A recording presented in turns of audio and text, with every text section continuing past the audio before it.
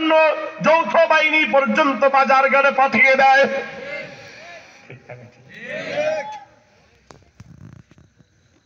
আমি কোরআনকে প্রশ্ন করলাম, রে কোরআন শিলা লাউকে মাহফুজে, লাউকে মাহফুজ দামি নাজিল হলা রমজানে, রমজান মাস তো দামি।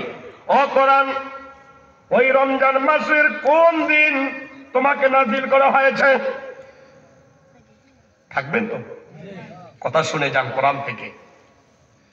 কোরআন উত্তর দিয়ে বলে, ইন্না আনজালনাহু ফি লাইলাতিল কদর, কদরের রাত্রিতে কোরআন নাজিল করা হয়েছে। 365 দিনের মধ্যে সবচাইতে দামি যে দিনটা, ওই দিনটার নাম কি? সবাই কোন? এত দামি কেন বলে? ইন্না আনজালনাহু ফি লাইলাতিল কদর, এই জন্য দামি। এই কোরআন লাউকে মাহফুজ থেকে ক্রমে ক্রমে 22 থেকে 23টি বছর পর্যন্ত আনার দায়িত্ব পালন করেছেন যে ফেরেশতা, ওই ফেরেশতাও সমস্ত ফেরেশতাদের মধ্যে দামি।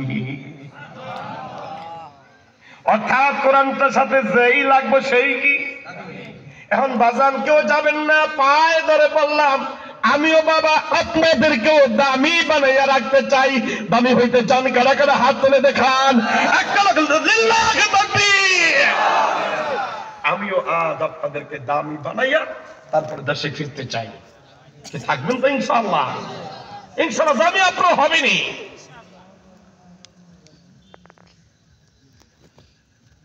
সমস্ত ফেরেশতাদের মধ্যে জিব্রাইলও দামি। এই জিব্রাইল সমস্ত নবীদের মধ্যে যেই নবীর কাছে এই কালামে হাকিম নিয়ে আসলো, ওই নবীটাও সমস্ত নবীদের মধ্যে দামি। নাম দেওয়া হয়েছে ইমামুল মুরসালিন। মুহাম্মদ হরগজ না গোপতা, মুহাম্মদ হরগজ না গোপতা, তা না গোপতা জিব্রাইল, জিব্রাইল হরগজ না গোপতা, তা না গোপতা রব জলিল। জোরে কোন কথা ঠিক কিনা? ওই নবী আবার হাদিস শরীফের মধ্যে ফরমান, খায়রুকুম মান তাআল্লামাল কুরআনা ওয়া আল্লামা। এই দামি কালাম যারা পড়াইবে তারাও দামি, এবং যারা পড়বে, তুমি দাঁড়াও বাবা, তুমি দাঁড়াও, এবং যারা পড়বে তারাও দামি। এই মুহূর্তে এই ছেলেটা কোরআন কারীম পড়ে গোটা পৃথিবীর মধ্যে আল্লাহ তাআলার কুদরতের নজরে এই ছেলেটাই সবচাইতে বেশি দামি, সবচাইতে বেশি দামি। বাগান রে আমার, কোরআন নাজিল হয়েছে মক্কায়। মক্কার জমিটা দামি না বেদামি? কোরআন নাজিল হয়েছে মদিনায়, মদিনার জমিনটাও দামি। ওই দামি কালাম বাদান আজ আপনাদের এই ময়দানে খোদার কসম করে বলি, এই ময়দানটাও দামি।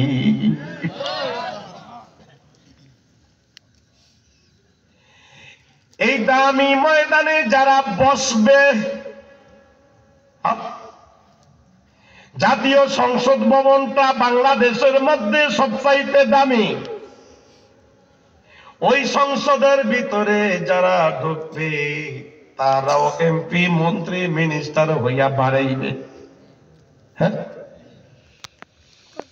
এই মুহূর্তে এই কোরআনের ময়দানটা ওই সংসদ ভবনের থেকেও দামি।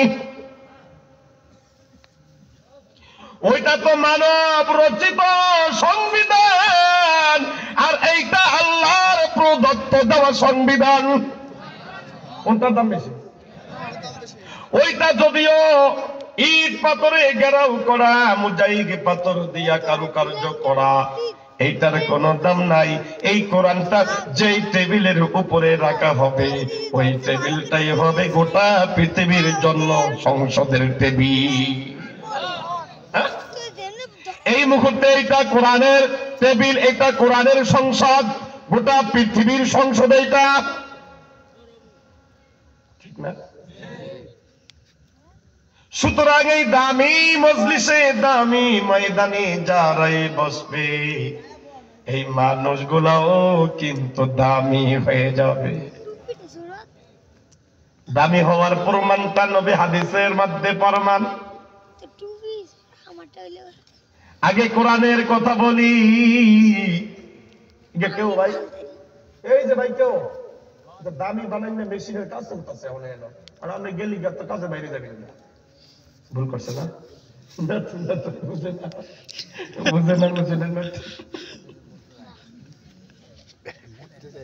কষ্ট নিচ্ছেন? বাগান রে আমার গভীর মনোযোগ দেন।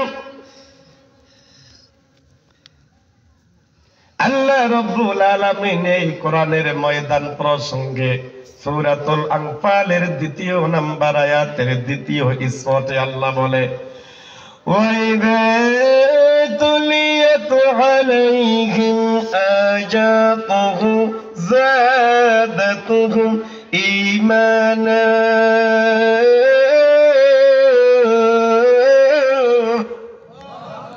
ওয়াইদা তুলিয়াত আলাইহিম আয়াতুহু যাদাতুহুম ঈমানা। এই কোরআন তেলাওয়াত যারা শুনবে তাদের ঈমানটা বৃদ্ধি হয়ে যাবে। দাম বাড়ছে না কমছে? নবী আমার হাদিস শরীফের মধ্যে ফরমান, মাজলিস ফিকহিল খায়রুম মিন ইবাদাতি ৬০ সানা। কোন আল্লাহর বান্দা যদি রে কোরআন কারিমের ময়দানে সামান্য সময় ব্যয় করে, কত সময়? এ বাদান, কোন আল্লাহর বান্দা যদি কোরআন কারিমের ময়দানে সামান্য সময় ব্যয় করে, আল্লাহর নবী বলেন আল্লাহ রাব্বুল আলামিন ওই বান্দার আমলনামায় ৬০ বছরের থেকে অধিক সওয়াব দান করে। মুসলমান ভাইরা রে আমার গভীর মনোযোগ দেন। সামান্য সময় বসলে অধিক সওয়াব, আর বেশি সময়ে বসলে কত সওয়াব? হ্যাঁ, অনেক না? আমার বন্ধুগণ, মূল তাফসীর করব মাত্র 10 মিনিট। আয়াতের সারমর্ম তরজমা জানিয়ে দিছি না? কথা জানিয়ে দিছি না? এই তরজমা জানাইলাম, ব্যাখ্যা বিশ্লেষণ এইটারে কয় তাফসীর বা তাকরীর। এইটা করব মাত্র 10 থেকে 15 মিনিট। কিন্তু বাজান রে, এই কোরআন কারিমের ময়দানে বসলে নবী বলেছেন ৬০ বছরের থেকে অধিক সওয়াব। কত অধিক? এই অধিকটা বুঝাইতে হলে বাজান নবীজির জীবদ্দশায় সুন্দর একটা ঘটনা আপনাদের সামনে একটু আলোকপাত করতে চাই। করব কি? কি রাগ করতেছেন? মনে পায় না মানে কি পাইতে? মাশাআল্লাহ, আপনাদের এদিকে মনে হয় আমি আর আসছিলাম। এদিকে কোন জায়গায়? কিতাব লেছো কিতাব? এই জায়গাটার নাম কি? ঠিক আছে, বাহাদুর। আপনার খুব বাহাদুর। আইসি এদিকে, ওই বাহাদুরপুর মনে আছে। আল্লাহ নবী একদিন তারা হুজরায় বসা, একজন ইহুদি আসলো। ইহুদি আইসা নবীরে কয়, নবী আল্লাহর রাস্তায় আমার কিছু দেন, আল্লাহর রাস্তায় আমার কিছু দেন। নবীজি কয়, ইহুদি তোরে যে আমি কি দিই, এই মুহূর্তে দেওয়ার মতো কিছু। যে যে ব্যবসা করে এই ব্যবসা হেয়ার টানেল না, কথা কয় না, টেকনিক জানা আছে না? যেমন কিছু কিছু মানুষ আছে রাস্তাঘাটে অলিতে গলিতে মরে অমনে হেমনে বইয়া সুগারি কিনে, ভুসি মাল ভুসি মাল, চাউল কিনে, ডাল কিনে, মরিচ কিনে, আছে না নাই? এর এই সমস্ত ব্যাপারে অভিজ্ঞতা না থাকলে একে কিনতে পারতো? এগো মধ্যে আবার একটা অভিজ্ঞতা আছে, সন্ন্যাসী অভিজ্ঞতা। আছে না নেই?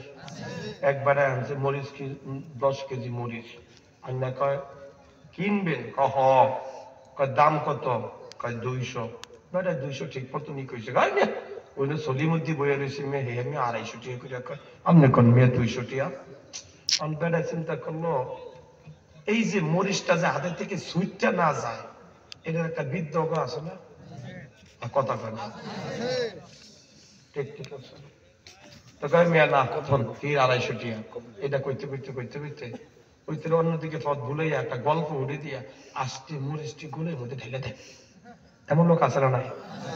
যাই হোক না কেন, আনিতে লাগে তো মরিচ ঢালতারে নাই। ভাই আপনি যে 250 টাকা কন, 200 টাকার উপরে মরিচ তো নাই, যাক বেশি চেতাচেতি করেন না, আমি 20 টাকা দিয়ে দিই আপনারে। ওই এক কয় কি এর সলিমুদ্দি, কেউই তো কয় নাই, আমিও জানি মহিষের দাম 200 টাকা, ওই দিয়ে 20 টাকা বাড়াই গেছে, এনি ব্যস্ত হইব।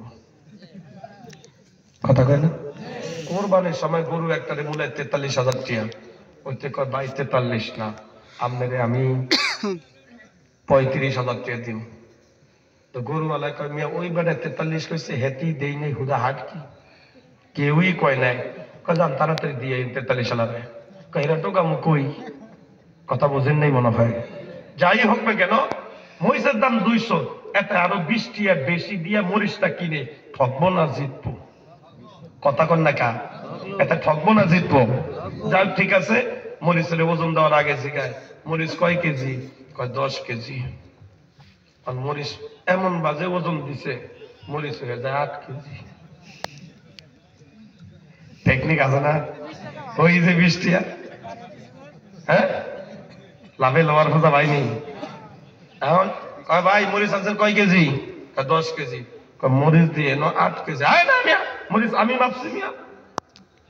আমনে মাপছেন মরিচ, আর কেউ মাপছে? আমাকে খতে যা মানে তো মরিচ মাপছে।